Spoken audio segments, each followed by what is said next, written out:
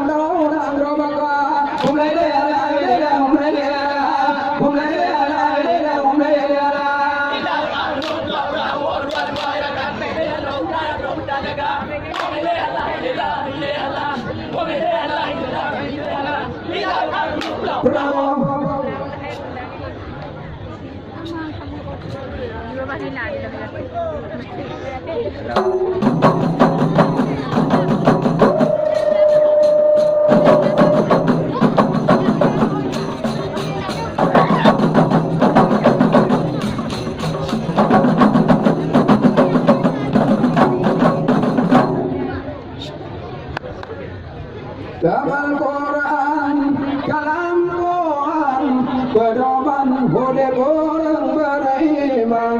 Kitab Al-Quran, kalam Tuhan, pedoman boleh orang beriman.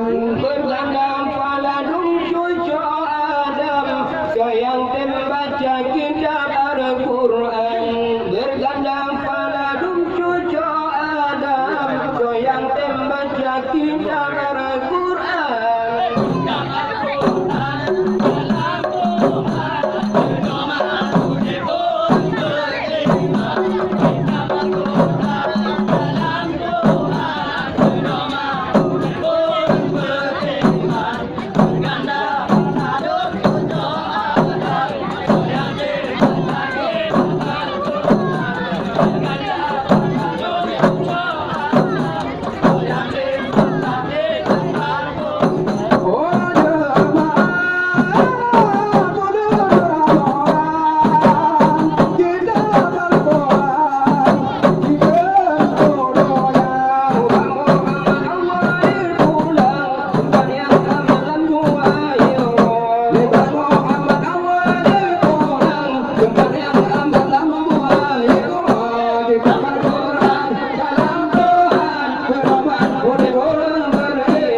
Kita